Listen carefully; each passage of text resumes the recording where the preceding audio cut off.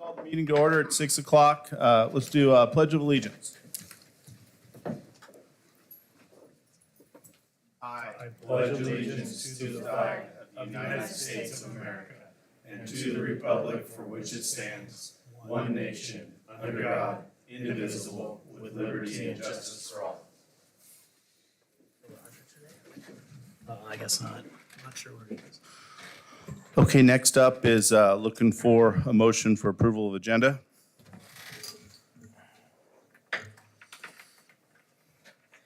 Mr. Chairman, I move to accept the agenda as presented. I'll second. Any discussion? All in favor? Aye. Aye. Any opposed? Okay, next up, I'll give it to Andy for comments from the public. We have 7 public comments tonight. You'll have those in your email, as well as the comments verbatim will be added to the board packet. Commenter number 1, Mr. Cordair requests follow-up information about public comment from the listening session. I was not present that night, but thank you, Tom, for clarifying that. The response was related to whether the board, whether there was a law that prohibited a board verbally interacting with an in-person presenter. And just wanted to clarify, boards are allowed to handle public comment in a manner that they choose. They also have the right to not have it at all. There are several things that we have researched. There are districts that take public comment at the beginning of meetings. There are other districts who take comment at the beginning of meetings, but limit the commentary to only items on the agenda. There are other districts who have had public comment at the end of meetings. Any of those is okay. The one thing that OSBA says is best practice is that boards don't respond to comment in the meeting, and that the emphasis would be on listening to commenters. And I know that all of you are considering and mulling this, and we will continue to do this. And Tom, I encourage you to continue to interact with the board. The second commenter shared information about working in the district after moving from another district, expressed concerns about the schedule, workload, prep time, and time in top-down committee leadership, request district leaders to fix the situation. Public comment number 3, and that was a teacher. Public comment number 3 is from a teacher, shared information about working in the district after moving from another district. They also shared concerns about being appreciated, supported, and safe by administrators, staff leaving the district this summer. Requested the district to do the best for students by doing best for staff. Public comment 4, also from a teacher, shared information about raising children in the district and working in the district in a classified and licensed position. Shared concern about board not resuming in-person public comments. Shared concerns about bargaining process, safety concerns expressed by staff, pay raises for administrators, high school schedule, and leadership dysfunction. Public comment number 5, also a teacher, expressed teachers deserve safe working conditions, fair pay that allows retention and recruitment, shared that teachers are dedicated professionals engaging with students, stated imperative that the district support teachers in that mission. Public comment number 6, also a teacher, expressed teachers deserve safe working conditions, fair pay that allows retention and recruitment, shared that teachers are dedicated professionals engaging with students, stated imperative that the district support teachers in that mission. Public comment number 7 is from Madam Yee, and she is requesting that the remaining ESSER federal relief funding provide additional instructional support for kindergarten classrooms. She would like to see this request to include the response to this in the agenda of the meeting on September 9th. And we'll give a brief update on that today, and we're happy to as the ESSER funds close, and the date was September 1st. And those have been fully expended, and we will come back to you and share with you what was expended at that time. It is possible that Madam Yee may have looked on the state website. They may not have updated the fact that we have claimed those funds, so there may have been an outstanding balance, and we'll clarify that as well. That's it. Okay, next up is annual board governance calendar. It's pretty normal. Chris, would you talk to a little bit the changes? There's really not much changes to it. No, this is pretty pro forma. There's a couple of things that will come along as we confirm deadlines and presentation for the board, but those will be added through our normal process. But most of these are all just pro forma, how we've done it before. Mr. Chair, I move to approve the board governance calendar as presented. I'll second. Any discussion? All in favor? Aye. Aye. Any opposed? Okay, next up, superintendent comments. So prior to the presentation of my goals, I think it's just a few things as we start the year up. We're excited for the year in a different stance. We are starting something in partnership with the district's teachers and classified. It's called Unconferences on Thursday. And rather than bring specialists in, we are relying on the strengths and the talents of our own teachers to create learning sessions that are, I think, specifically helpful this year. We met with the teachers in July.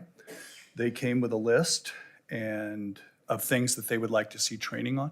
And it was super appropriate and right on and meets our needs to continue to improve. For example, we did synergy last year. We didn't go very deep. We're going to move further into that. Early literacy is also going to be done in several sessions. So in working with them and also responding to the survey, which I'll talk about, I think we have sessions that are really pertinent to what is going on presently in the district. We are in the process this week as well of sharing out the surveys. We did a district-wide survey this year. We did not have a great response from classified because I don't think we provided them time and access to computers. So we're going to work on that as we go forward. We had about a 45% turnout from certified, and we'll share that out. And once that has been shared out with the teachers, we will come to you with a synopsis of that at the board. We'll put that up on the district website as well. But you guys should see that the next meeting in September. The other topics are enrollment, those kind of things, and I'll hold those until we move through goals. Then Jane will present it on that. So I'm moving to the next one, which is superintendent goals. So we want to build a broad base of knowledge this year in teachers and administrators about the Center for Educational Leadership's new rubric. This is a new undertaking by the district and want to talk to you a little bit about that. It was done through the Collaborative Steering Committee, which is teachers and administrators together. And we want to evaluate and adjust this learning process. We're going to be working with our administrators this year. We want to make sure that we build and protect time for principals to observe using the rubric. They are learning it as well, to where we can see that the principals generally know it pretty well with automaticity by heart. We want to build skills to allow administrators to create feedback that lead to teacher and administrative reflection. We have spent a lot of time, I think, in a control mode, and what we are going to be working with this year is to get people to step back and allow people to take risks and build practice. The Collaborative Steering Committee, we formed that only in February 2024, and it included teachers, building administrators, district administrators, GA, EA leadership was there.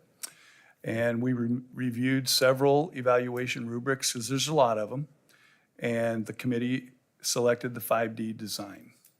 And so as we go forward this year, that committee will monitor some of the hiccups or just deepening of learning that will happen in that process. Next slide. So this year is going to be a pilot year for teachers and administrators because both have to learn this. We are going to take the 5 dimensions. We're going to focus on each one for a month. Contract teachers during this year will not be eligible for a plan of assistance. And there's a reason for that. We'll talk about that in a minute. Probationary teachers, brand new to the district, could be non-extended. At the close of the year, the administrator and the certified will just look at it and say, hey, where are we at as we go into 25-26, and then 25-26 will fully implement the 5D. It is important as we are learning, and I think Ryan had said it best to me, that you suspend judgment, right? Which is what that looks like. In my time here, we have done very little judgment even, right? And the evaluation rubric has really fallen by the wayside. And so we are interested that we create a year where we have space and it's about learning as opposed to judging. And this is going to be something that we're going to be working a lot on with our administrators as well. They form and create that environment of feedback that can either help people to grow and take risks or that can create tension. Because, you know, we know on conferences as an example, we know that that is evidence that we have really skilled teachers in the district. The philosophy of the work is this: teaching is complex and it is contextual. But research-based standards define effective teaching. So if we can find several things that are really important to be seen in a classroom, and that's really what the 5D is. Supervision is a growth process and not an event. And the deepest purpose of supervision is to create a culture of learning, right? So that there is an ongoing conversation of development as opposed to I see you as inadequate or adequate or superlative, because that then comes from an authority rather than a partnership to grow. Goal number 2, facility planning. In partnership with the community and facility specialists, develop an overall process timeline to determine Greater Albany School District's facility maintenance needs, along with any possible new construction of schools or district-related sites. And I think I shared with you before, 2007 bond will retire in 27, and we will see a reduced tax rate at that time. May or November 27 elections are possible dates if we were to go. And there's headwinds, of course. Task to prepare, we need to recruit a committee for planning, evaluate current maintenance needs in existing buildings. Great example is we had a building that began to have some roofing issues. And the first question out of my mouth was, well, didn't we take care of that in the last bond? But the truth is the last bond was passed in 2016, November, or 2017 spring. We are now 7, 8 years beyond that. We are now seeing other that were still on warranty at that time. They are moving to where they are needing care as well. So regardless of our school population, we know that our facilities are under siege from the elements all the time. And go back just real quick. Oops. Going the wrong way. One more back. There we go. One more forward. There we go. The other thing is project the population of the community and the number of students that we will see. And Jane will talk a little bit about what we see with enrollment right now, because that's headwind for us, and we'll have to be thoughtful about how we work on that. Goal number 3 is a shift. By June 2025, improve staff outcomes on classified and certified district surveys to reflect higher levels of learning and provision of support. And I should have said with challenging students or with behavior or with unsafe behavior. We want to prioritize direct support and training of school staff, presence in schools to thoroughly understand gaps or challenges with students presenting with highest needs. I would say this: we did see several incidents this year where the skill that we were handling a certain student with generally was resting on the current knowledge of a principal or a teacher in the class and in the school. And what we have to do is improve our ability to intervene there and provide support, knowledge, and in-depth watching what is occurring in the classroom with that student. Routine check-ins will shift to intensive response to challenges. In other words, we are now going to allocate and assign based on where the fires are and not just continually go through a process where we stop by schools. District will review current processes and job responsibilities to ensure flexible responsiveness is present.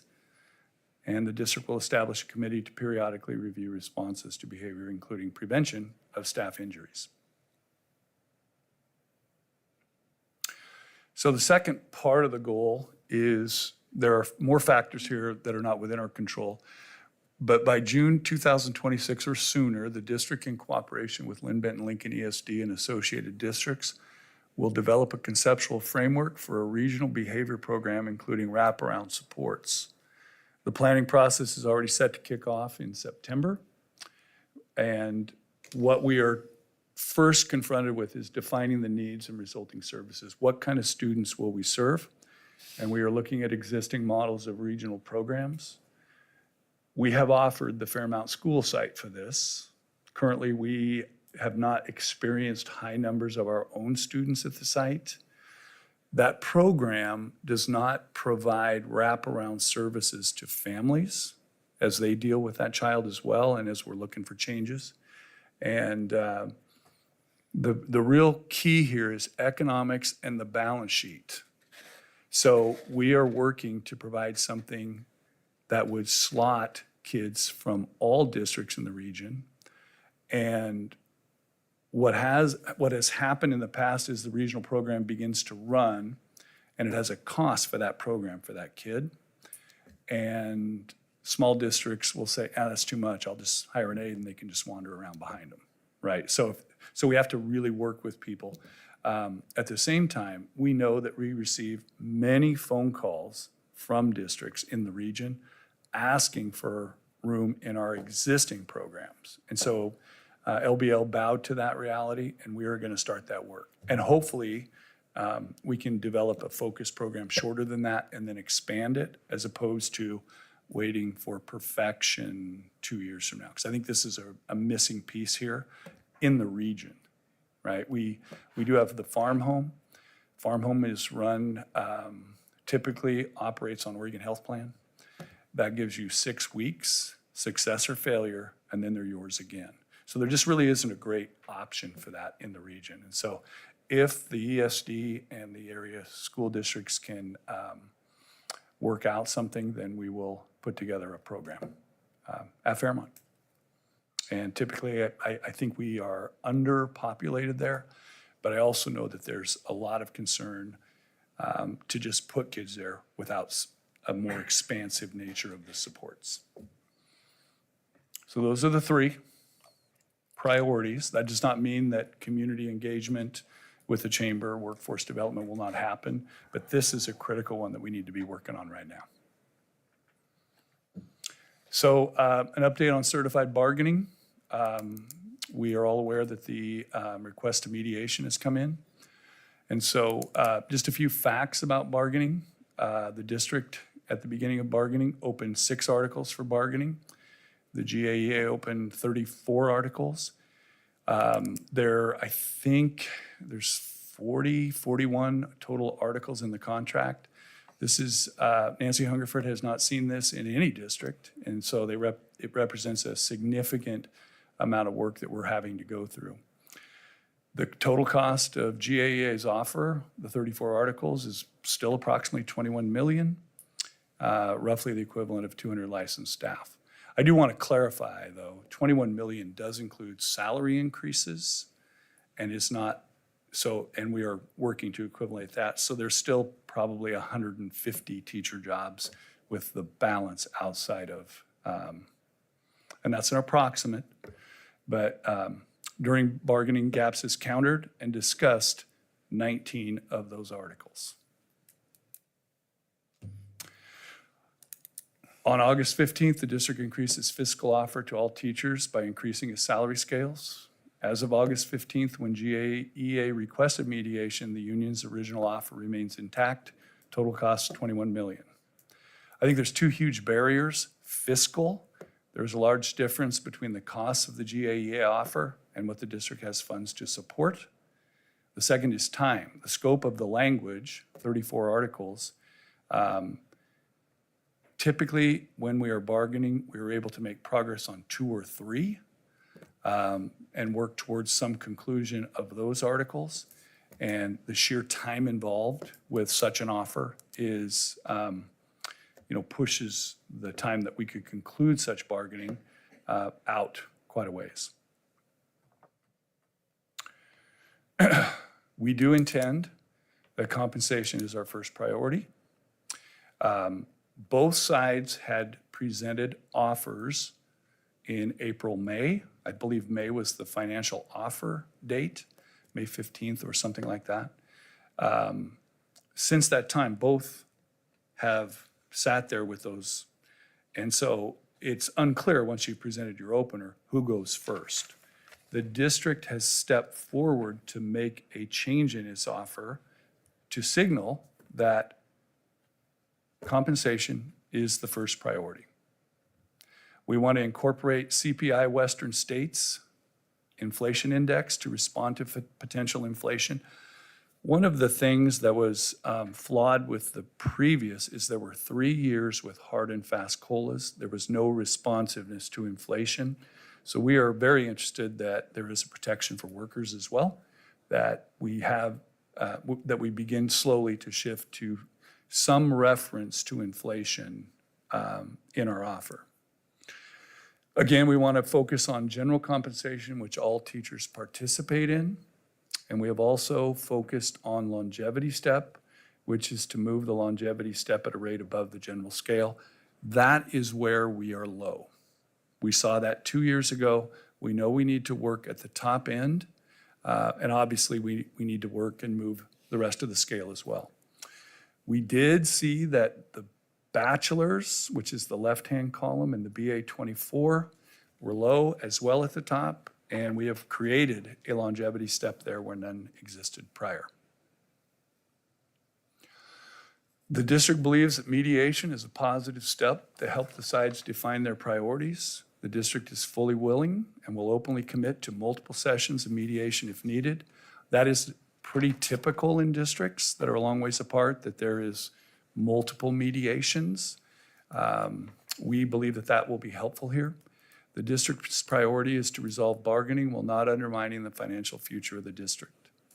The district will continue to have the priority of compensation in the salary scales as opposed to language that will compensate a fraction of the district. The following slides detail the district's offer from August 15th and is also available on the district website. You can just, there's a button on the home page. So this is last year's scale, 23-24, and you can see that when you are looking at the BA and the BA plus 24, the first two scales, they end less. And of course, the old adage was, well, you just need to move to the right by taking classes or whatever. And so if we move to 24-25, you can see that this is the application of a 6.5% COLA to the entire scale and the application of a 7.5% COLA to the steps at the bottom, which is the longevity step, which is where we have seen that we are low. The two on the left, 69,433, 72,664, are new, and this gives the people on those scales room to move. Let's go to the next one. This is a 4.5 point increase to the entire scale. The top step moves 5.5 points. And we don't have the next one because there's a CPI fluctuator in there, so there's no one number. And so this represents the district's financial movement. It had prior to that been 6 and 7, and I can't remember what the second year was. Let's go to the next one. So with that, we'll just say that we are committed to mediation, and we appreciate the efforts. We know that our teachers have, in so many ways, done a great job working with us this year, and we want to continue that, and we're committed to working to find a solution. Jane.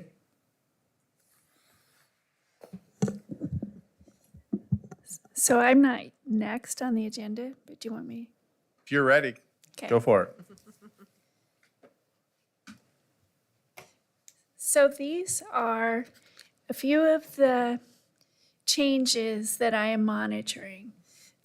So last May, when I was transferring money and paying bills, I noticed, oh my goodness, there are more invoices outstanding than I had cash. And so, there were several districts that actually had to borrow money. We were able to claim grants and make it through. And so these are changes that are already outlying from what we budgeted that we are monitoring. The first one, Chris, you go to the next slide, is the basic school support. So when we built the budget, it was on the 325 ODE report, but I subtracted 14 students from the 81,199 to make our budget 81,040 for basic school support. Then on 6/5, we received a reduction. And so because I had reduced it a little bit, our reduction was only 678,000 instead of the 830 it would have been. Then on 6/20, we received another reduction, or an addition of 115. So the net decrease from our adopted budget, what ODE is telling us right now they're paying us on, is 563,000 less than our budget. We haven't done anything with that. We're just monitoring that. And student count. So we built our budget on 8925. And Bruce has been tracking are the transfers out. These are students that were in our district that are transferring out. And that is 103 students right now. So that revision would be a negative 103 to 8822. So something else we will watch. We'll see the kids in the seats. We'll look at that in October after we have our September enrollment. If that were true, that's another $1 million reduction against the budget. If I were to report that reduction in ADMR to ODE, they would reduce our state school funding $1,029,000. So we'll wait, we'll watch that in October. And I just wanted to show you this graph. It's our ADMR over time, and those are numbers from the ODE reports. 23-24 is off of our actual cumulative ADMR. And what is so telling about this is what we've watched at other districts. The numbers are lower in our elementary schools. And as those classes move up, if we continue to receive lower numbers, the drop will become more significant. So this is something we'll need to watch as we go forward and make adjustments. Corvallis is going through this. They've been in a declining enrollment longer. Now they're seeing classes in middle school being lower, and it just has a big impact on your funding. Unemployment, we have 110 right now, and we have 75 classified who have applied that are still waiting to go through the process. Whether they're denied or approved, I'm not sure. In talking with our agent, he still thinks we're at a risk of about 700,000, 750,000, so not as bad as that could have been. Total projection right now is 125,000 above our budget. Substitute cost, this one, when I built the budget, I increased our budget 3% over last year's budget. And last year's substitute costs increased significantly. We went over budget by 800,000 last year. And so this year again, then if the costs are the same, I'm about 868,000 under budget for our substitute cost. And I really think it's paid leave Oregon that has made the difference. People can maybe stay out longer because they do get paid leave Oregon. We see people taking 30 days, 60 days, which has a big impact on our substitute costs. And if those costs that are known, if I total them, it's $3,637,613. And so we will watch, I'll come back to you in October when more of those are concrete and decide if we need to make adjustments to the budget. And then we also want to wait and see the results of bargaining and what impact that has on our budget.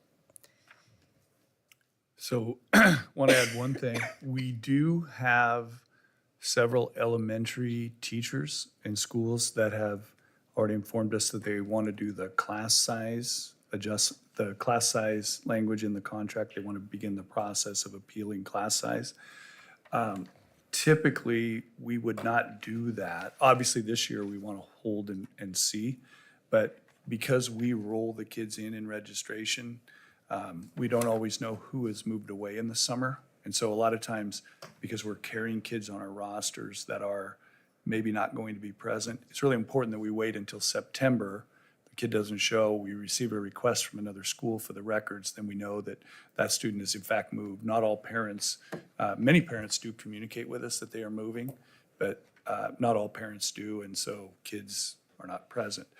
We did have, in my first year, you'll recall that the budget was set from the year before. They projected that the district would grow by 100 students. Mr. Saxon had done the population forecast. That showed us to be gaining 100 students. He took 50 and put them in the budget, and the budget was built. We did not just gain 50 students, we actually were down 100 that year. So that was a net shortfall of 150. So we are now looking at when we see the kids, that's what we're going to work with. Because we see that trend of declining enrollment, and we have to do it that way just for the idea that we have to know the costs. This was a slide I added when Andy told me that Maggie was questioning how we had expended the ESSER. And ESSER 3 is $15,734,000. And you can see the biggest expenditure was our capital projects. We had North Albany Modular, Waverly Modular. I didn't bring you the breakdown of what each project was, but that was the total that ended up on our projects. Technology, $2 million. And remember, this is over three and a half years. And so summer school over that time totaled $725,000. Last year, Maple Lawn, we spent $141,000. The licensed staff is kind of the $1,016,000. That was additional teachers, like the first year of ESSER. And it looked like they were maybe supporting online school, they were supporting reading supports.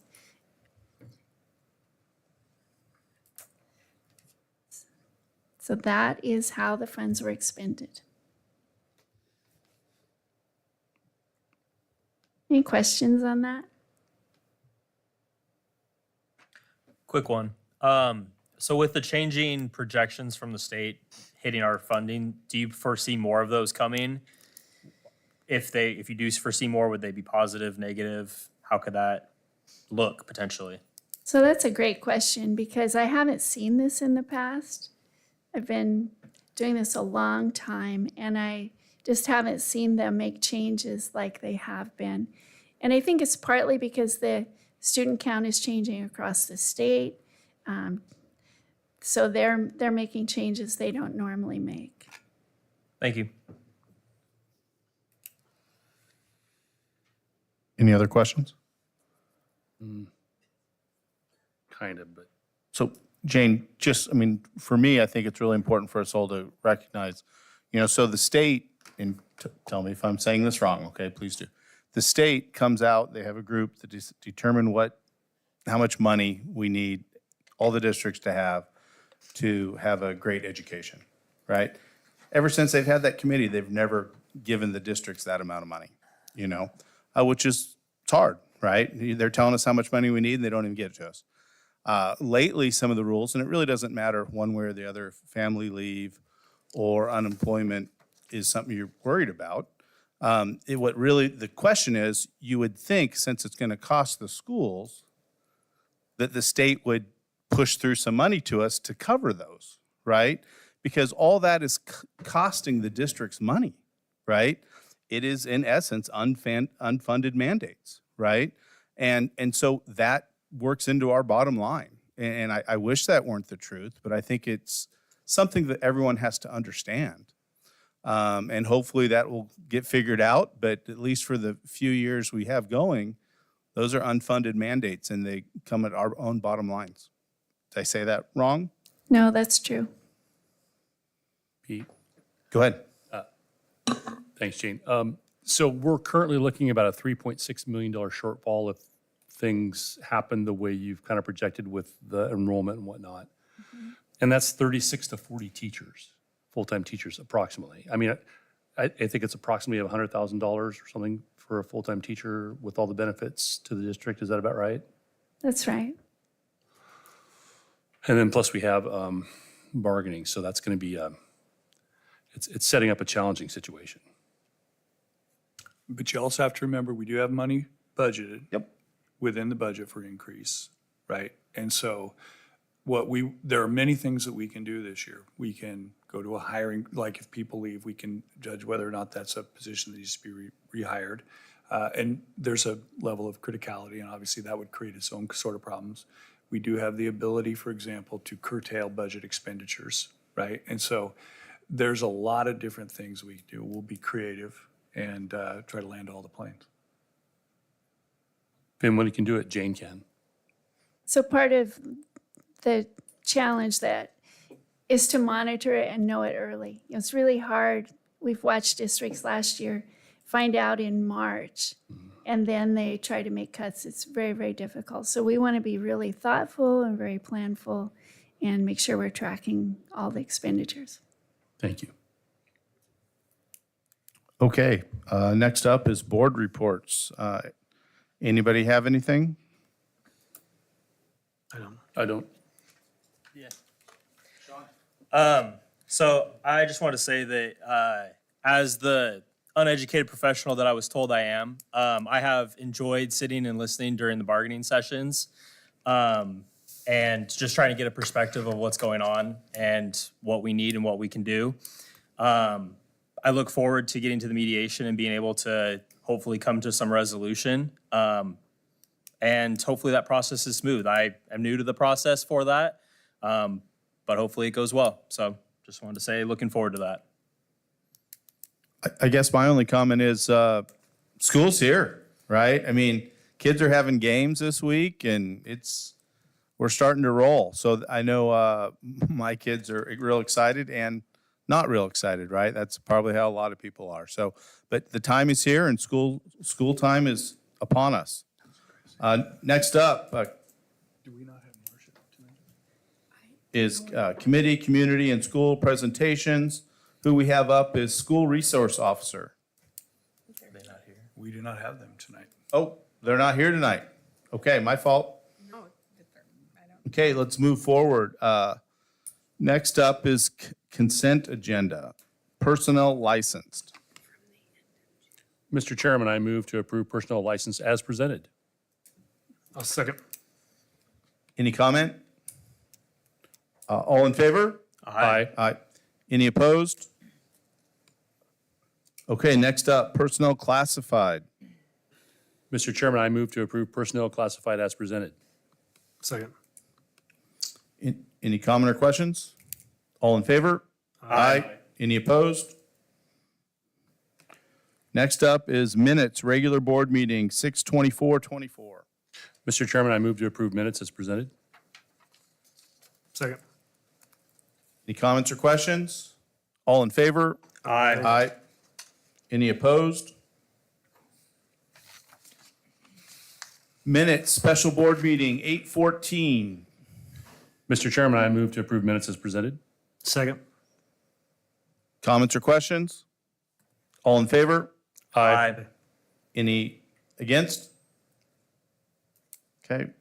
Next up is GAEA MOU Article 28A, new employees. Hi, Board Chair and members of the board. I'd like to talk about our temporary MOU that we reached with the GAEA bargaining, and we would like you to sign that tonight. But I want to tell you a little bit about it first. First of all, it's temporary, And the GAEA made it real clear that they were doing this so that we could have a good new teacher week last week, but we will go back to negotiations again and talk about it some more. We had a fantastic new hire induction week last week, and I just want to publicly thank the 3 teacher mentors, Becky Kuntz, Sylvia Sorensen, and Laura Schell. They did an amazing job with our new employees. The MOU talks about the new employee week, and last year it was 5 days, and with budget, we thought that it would be better to go to 4 days this year. And we increased, they were awarded a $100 gift card for attending for their classroom supplies. And when we had our audit, found out that it's not okay to do gift cards, and so we changed it to, and we agreed with the GAEA that we would increase it to $200, and they can, it will be sitting at their schools and their school accounts, and Jane took care of that for them, and they will be able to order classroom supplies through their school to the tune of $200 instead of the $100 that we had in the contract previously. Like I said, it's 4 days instead of 5 days, but it was 3 days of committee pay and 2 days they got 2 sick days awarded to them for the 5 days. And we changed it, GAEA and us together. Now they can choose between, for the 4 days of per diem pay, and that's their hourly rate and what they make per day. And they can choose that, or they could have chose to have 2 days per diem and 2 days sick days.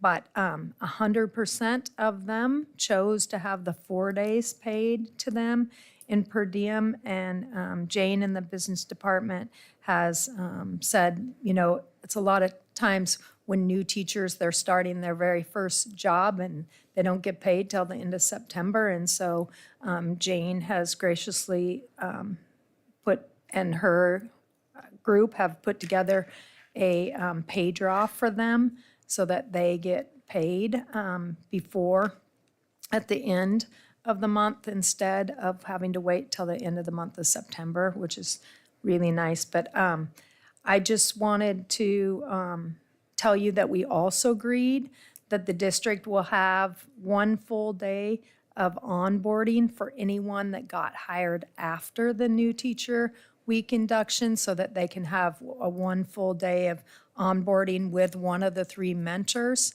and that they can also attend the 4-day new teacher induction for next year. And so that pretty much is the temporary MOU Article 28A for new employees, and I'm hoping that you will approve that. And like I said, it's temporary, and and I want to thank GAEA for agreeing to this temporary MOU so that we could get our new teachers onboarded and have a great induction week with them last week. Questions? Susie, I just had a little question. So this is for licensed staff only? Licensed staff only. Could you make a small change there and say new licensed employees? Because you do say that down, now it'll say new employees, and it could be slightly confusing. Yes, and it's part of the license contract. Okay. Thank you. Yeah, that's fine. That was my only comment. I just read through that, and it just, to me, I first thought it was going to all employees, and that didn't make sense, so. And we'll have onboarding, just so you know, with our new classified employees during the unconference on Thursday for a 2-hour session. That's my question too. Good call. Okay. For a motion? I move to approve the MOU as presented. I'll second. Any questions? All in favor? Aye. Any opposed? Susie, I have one question. There's another piece of paper in here, memorandum of understanding, extension, special education, and The emergency. next one. Okay. And that's the next MOU that we're going to talk about.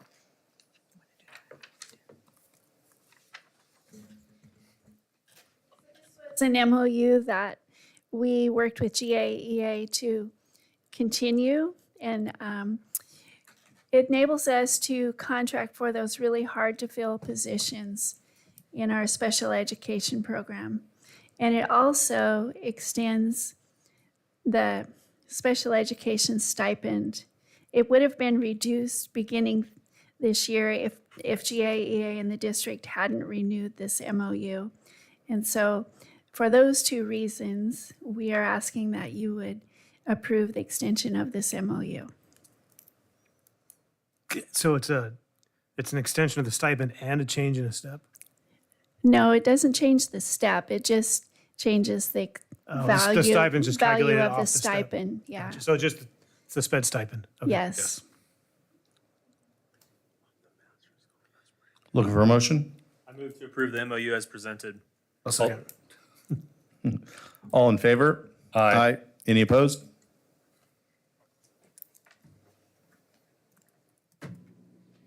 Thank you. Okay, thank you. Okay, we already did the business financial update, correct, Jane? Yes. Okay. So secondary, cell phones, practices, and Bruce. I am going to try to get this Zoom meeting up.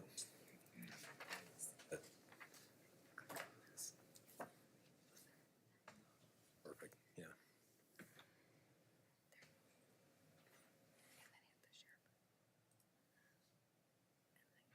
There we go.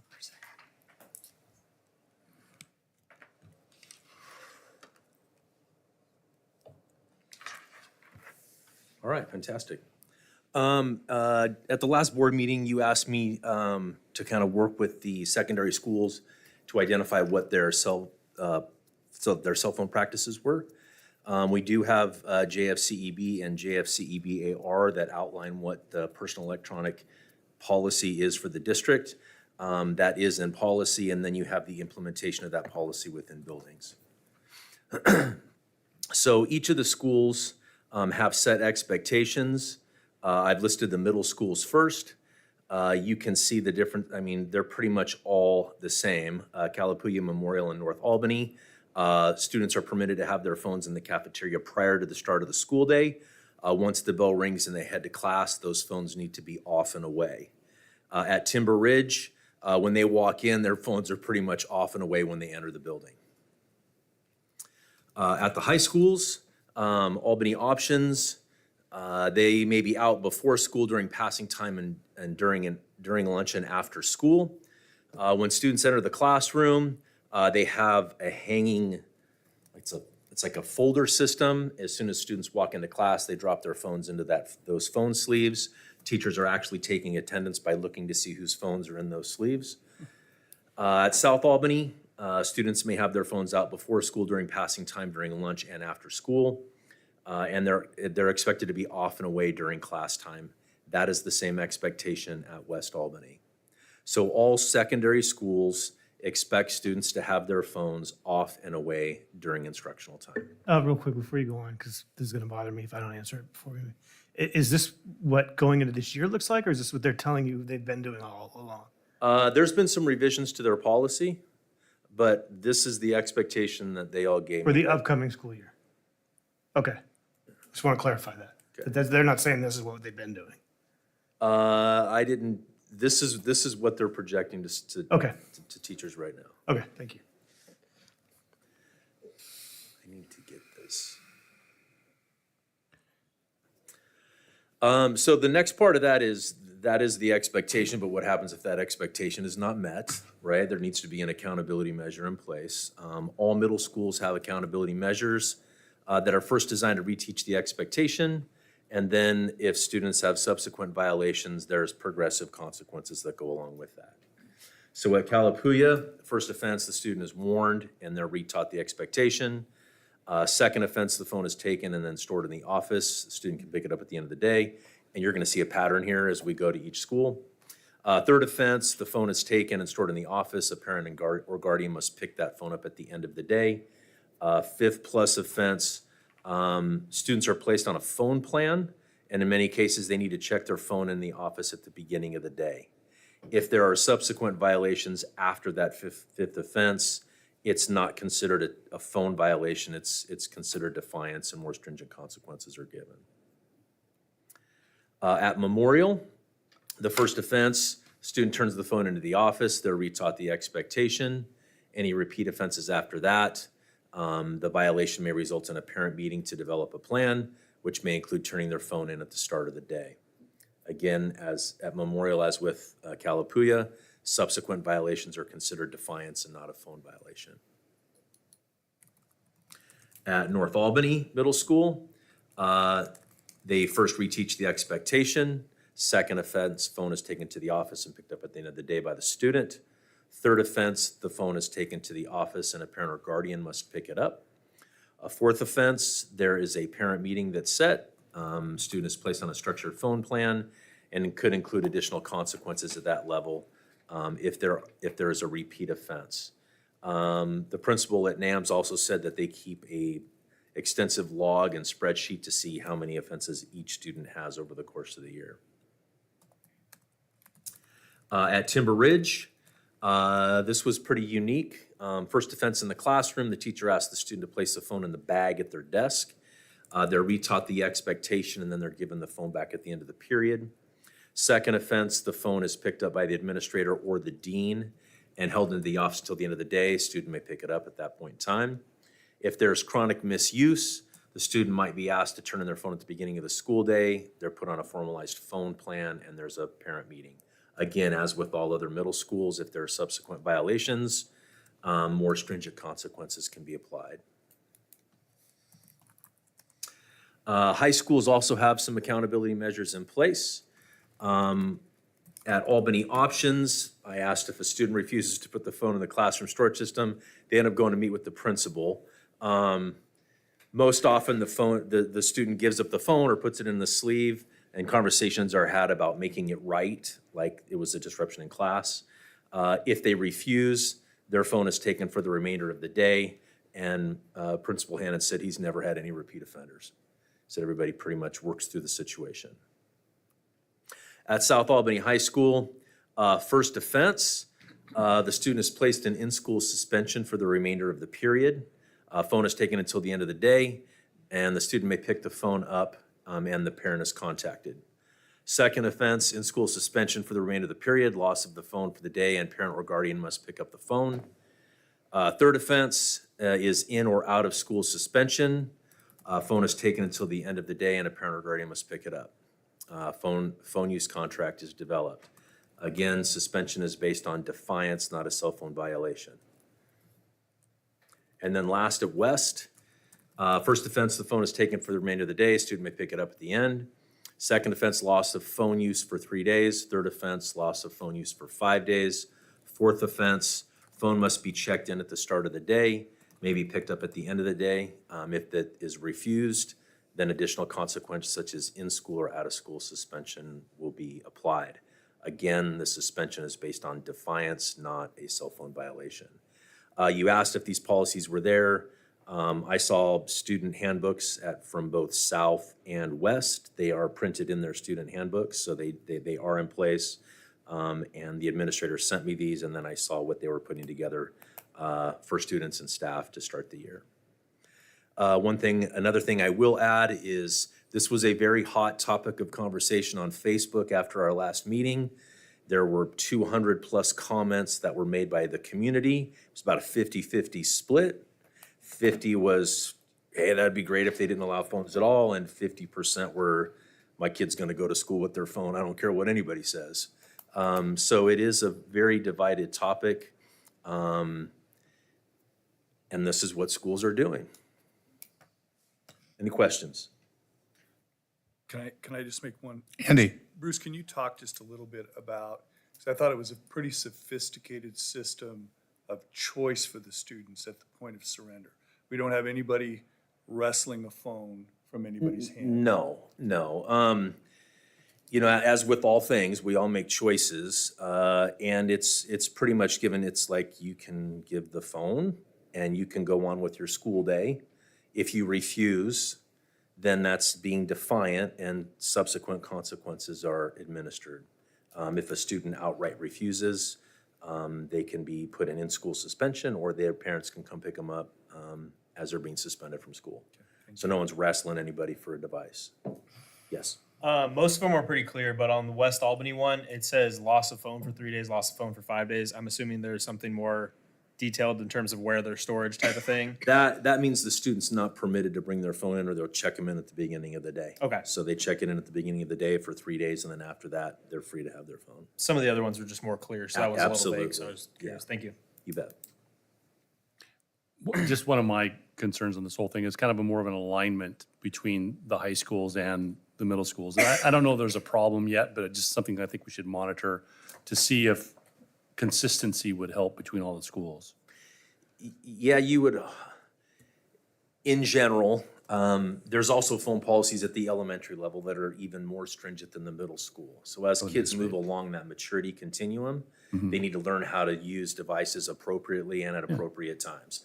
I mean, every one of us has our phone, I mean, I won't say the other phone out, but most of us have our phones out and on the table, and we're using that very respectfully and appropriately, and that's what we hope to use as a teaching moment with kids. Sure. I do know it's a distraction. I do know it's a challenge.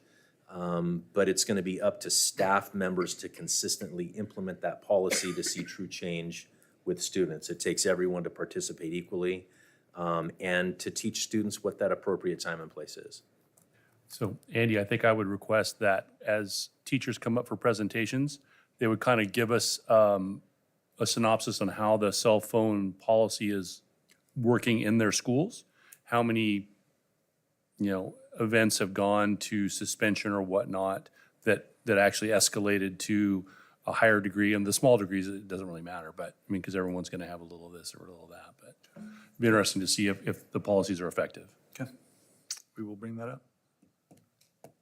I kind of have a concern. I mean, operationally, it may not matter much, but Memorial doesn't give you any kind of warning. Everybody else reteaches the expectation. Memorial's like straight to the office.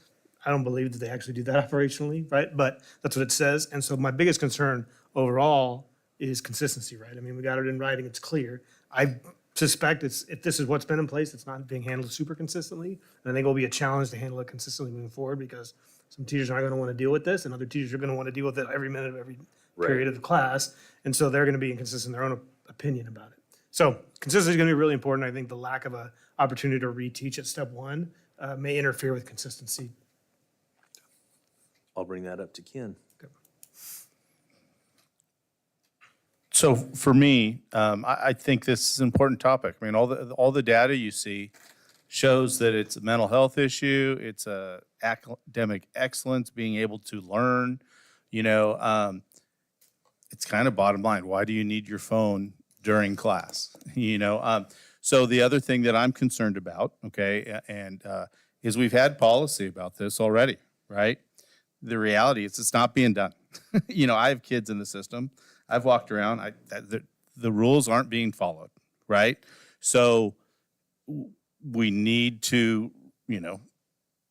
get up to speed on that and do it. And if we don't, then I think the only way that, we can respond as a board is to make it, beat the drum and say it very plainly and put, flyers up. And that's not what we should do. Right.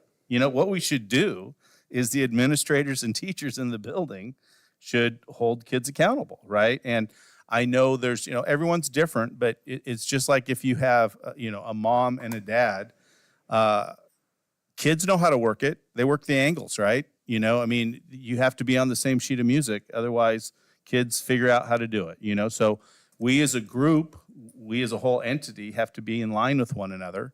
And I think that's really important. I think it's really important for us to reach our academic excellence, for us to keep our kids moving in the right direction.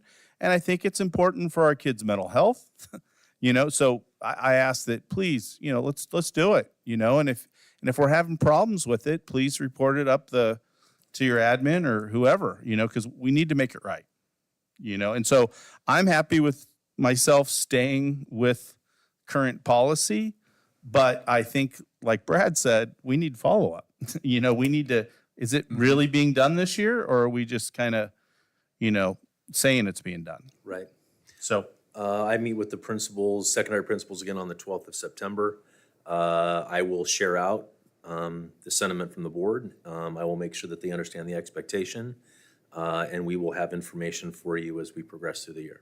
great. And I think, this is obviously the best opportunity to start this, right? It's a brand new year, right? Which is why I made sure that everybody was able to articulate their policies at this Right. point in time, welcoming staff back this week, going over some of these key expectations that we have for all students, and being able to follow through with those is with a united front. And you're absolutely right.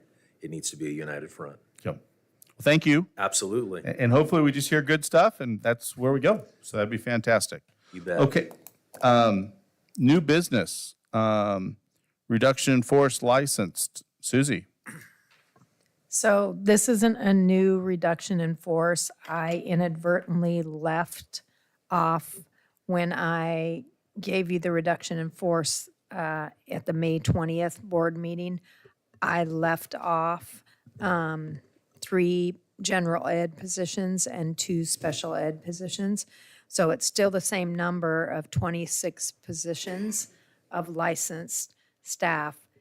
I inadvertently left off the general ed positions of 1 science and 1.5 math and a half language arts at the middle school, and 2 sped positions, a social worker and a resource teacher from the reduction in force May 20th, 2024. So this is more of us getting our paperwork right. No one lost their job. These people moved to other jobs. We're just making sure the paperwork's right on what positions we lost. Correct, because I didn't have those at the end of the paper that I gave you, and I felt bad. So I realized in June, and this was the first board meeting other than the special board meeting, and so no new cut positions. It's from before, but I inadvertently left those off. Okay, looking for a motion. Move to approve reduction in force as presented. Second. Any discussion? All in favor? Aye. Any opposed? Okay, next up, community pool lease. Mr. Bolin. Yeah, I'm bringing forward to you a renewal of our intergovernmental agreement with the city. I provided you an executive summary of that to just outline the couple of changes we made to the renewal. But I was interested, I also included the memo that Kim Ledine gave to the city council. We've actually been in partnership with the city to run our pool since 1996. So that's a long run with them. They do a great job. It also hosts a lot of school district activities, the swim team, water polo, ice swim for kids, also water safety, and also the community uses it quite extensively as well. So with my executive summary, I'm recommending that you approve the intergovernmental agreement as written. Hold on, and my discussion, because I've asked by a couple, and I've asked you this. Go ahead. The jacuzzi tub, Yeah. that will be all done when? We're currently in design.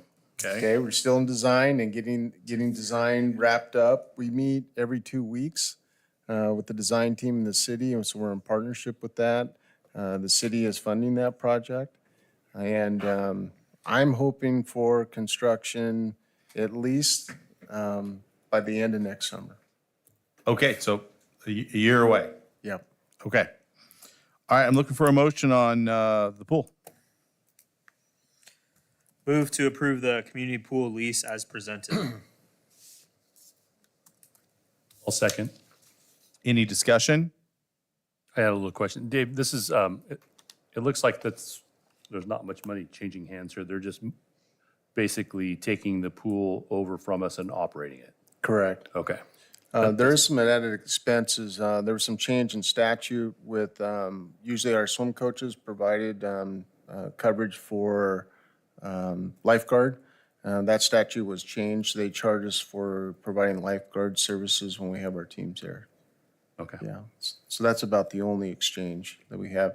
In the agreement, if there's a large expense that we have, like we've had boilers go out, things like that, we meet with them and partner on some of those expenses. They've upgraded the office area in there at their expense. So we're in constant communication about the billing in general. Okay, thank you, I appreciate that.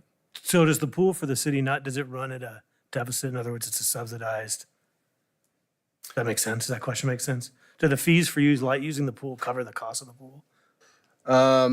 That would be a good question for the city to come and, Well, it's a question for us because if we're paying for aspects of it and they're bringing in more than they're spending on it, then that's where that money should go. Right? Maybe we should look at that.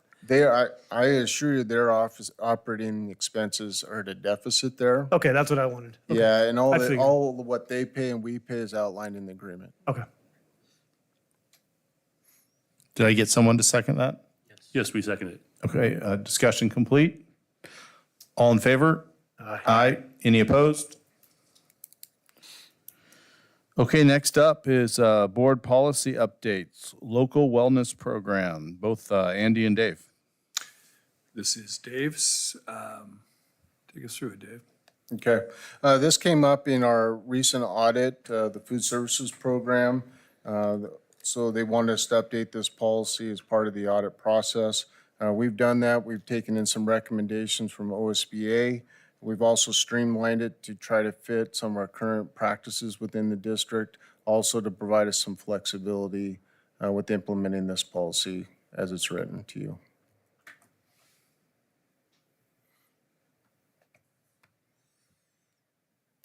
It's quite lengthy. Is this a first reading? Is there a motion we need for? Okay.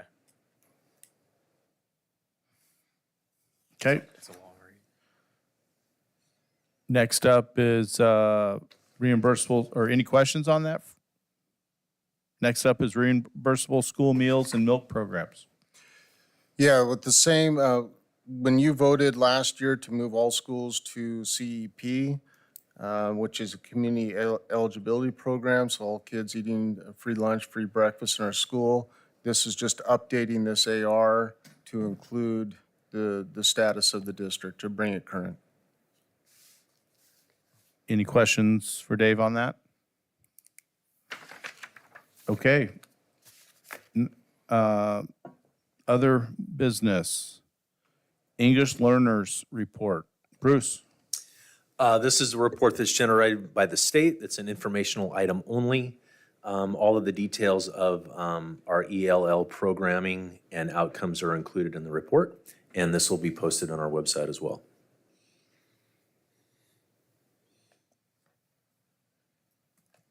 Okay. Administrative regulation. So you'll notice there's a slight change in the nomenclature of the policy. This is the one that we began work with last year.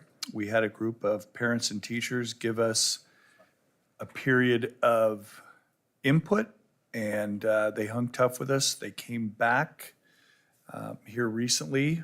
Bruce was also on the scene. And so this is our notification to you of the AR around instructional content information, the notification of the instructional content, and the change from controversial topics, controversial issues. Bruce, you want to talk a little bit about the shift to a procedure rather than a form? Absolutely. Thank you, Superintendent Gardner. So we met with the committee to finalize the language around this, and you'll notice that there are two components. One revolves around health instruction, specifically human sexuality, and then the second is around other contents. We will be notifying all families of the health content of both at elementary, middle, and high school. Families will be notified 7 days prior to the instructional activity. In addition to that, we will be developing a more streamlined course syllabi that will be posted and given to students and posted on Canvas pages. I'm working with the secondary programs to look at how that can most effectively be done and revise current course syllabi. We do not have a form that's present, but rather we've implemented the use of a policy and procedure.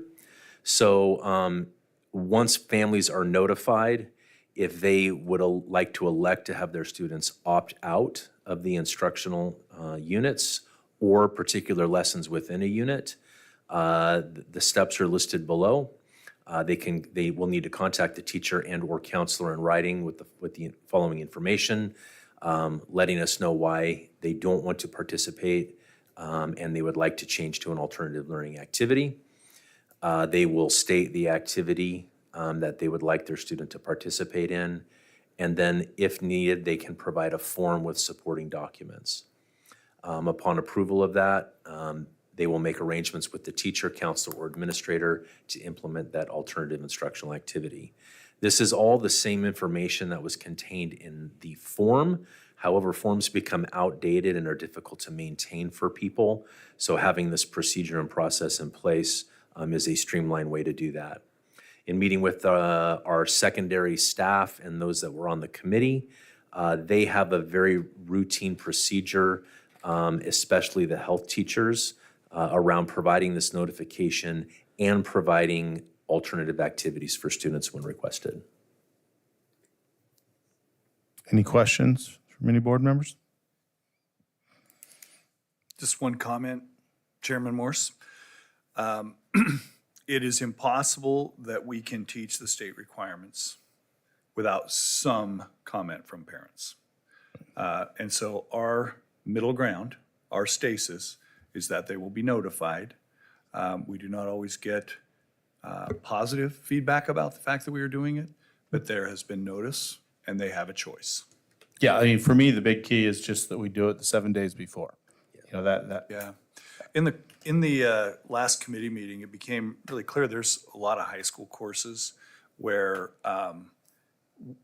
it was determined that is that's like a rolling 7-day, given the content of the course. And so the move to the syllabus is going to be important in some of those classes. We do find the greatest concern is elementary. That's where most of the complaints come from. Absolutely. Yes. Okay, community eligibility provision agreement. Dave or Scott? Last year, you did a mid-year election of the CEP because Medicaid was added to the formula, so that allowed us to qualify all schools. And that was a 4-year approval. This agreement extends it just 1 year. The typical pattern is to do it in June. This agreement extends it 1 year. We can cancel it at any time. It's just an acknowledgement that we're moving forward for another 4 years. Excellent. Any questions on that?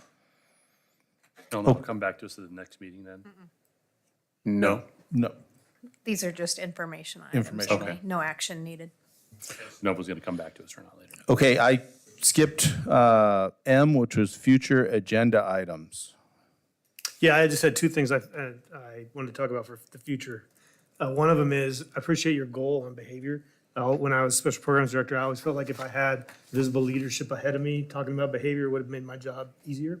So I appreciate that. But with that, I want to remind you that it's behavior is everybody's job, right? From classroom teacher to principal to special programs. And because behavior takes an outsized, sort of disproportionate level of resource from everybody, people are often trying to find somebody else to do it for them.